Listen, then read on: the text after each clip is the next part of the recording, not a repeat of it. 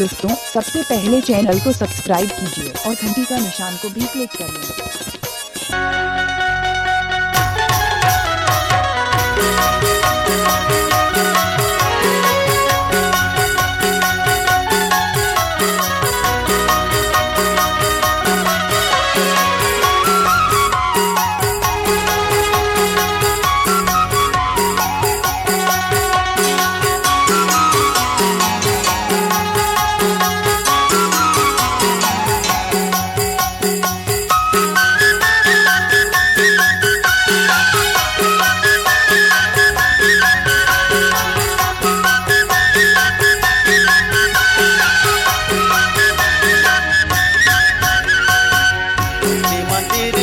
लाले दिया हमोर कहे जीना सत्य नाम के बिना, कहे जीना सत्य नाम के बिना।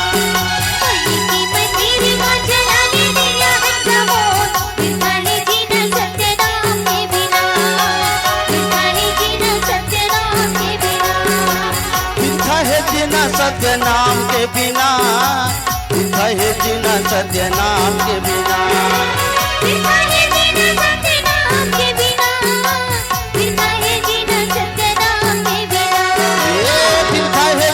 सत्य नाम के बिना, कहे जीना सत्य नाम के बिना।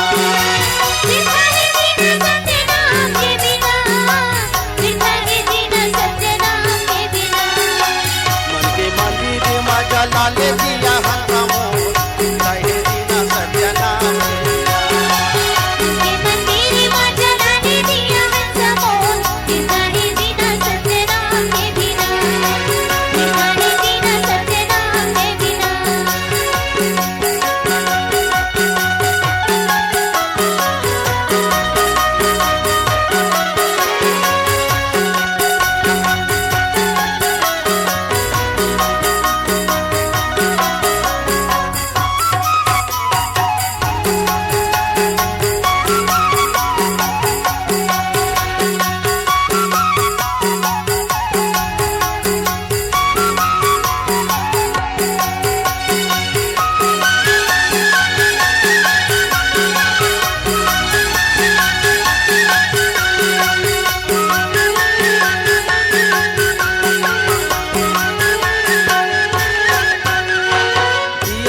पापी जैसे पानी बिना मीना हो, पानी बिना मीना।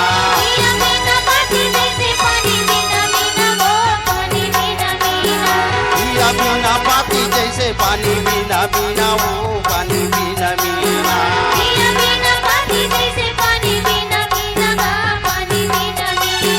जैसे गजराज दांत बिना हीना हो, गजराज दांत बिना हीना हो। कैसे बिसरावा था तो, कैसे बिसरावा था तो, कहे बिना सत्य नाम के बिना।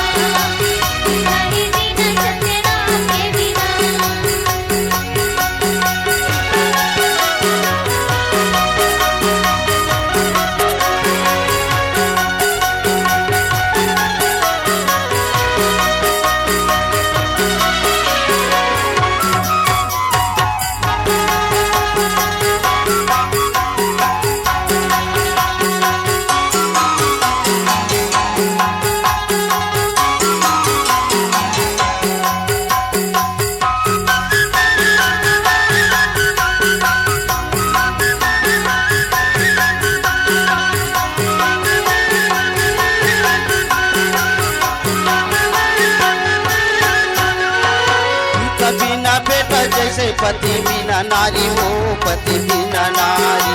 पिता बिना बेटा जैसे पति बिना नारी हो, पति बिना नारी।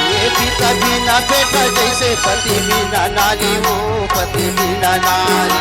पिता बिना बेटा जैसे पति बिना नारी हो, पति बिना नारी। जैसे कोयल बिना सुना फूलवारी हो,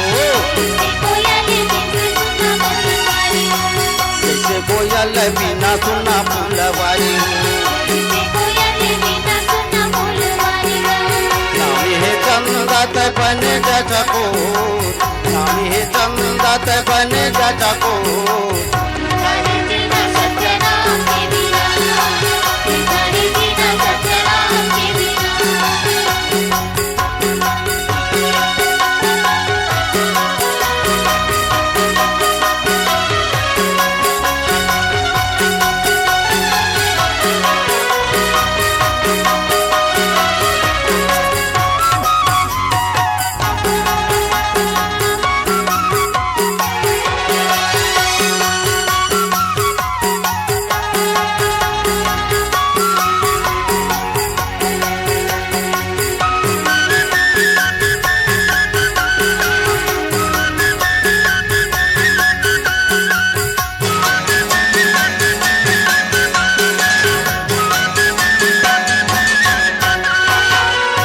मंदिर माँ दस दरवाजा हो दस दरवाजा,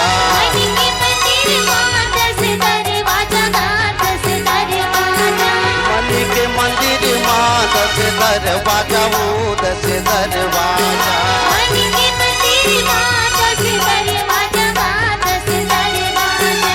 बसाले जे माँ सत्या नाम के राजा हो, बसाले जे माँ सत्या नाम के राजा हो। काशीदास बैठे हवाई बन के बंदी छोर, काशीदास बैठे हवाई बन के बंदी छोर।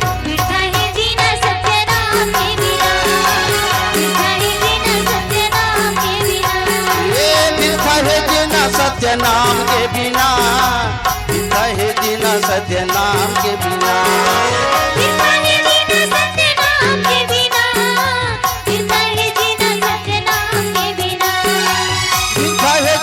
सत्य नाम के बिना, है जीना सत्य नाम के बिना।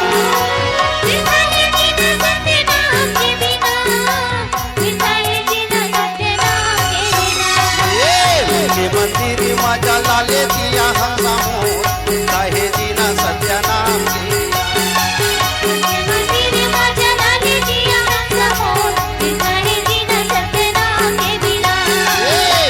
मंदिर मजा लाले दिया हम काहे जीना सत्य नाम के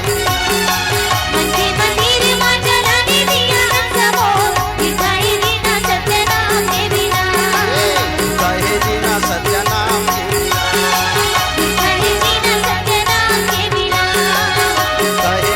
सत्य नाम के बिना।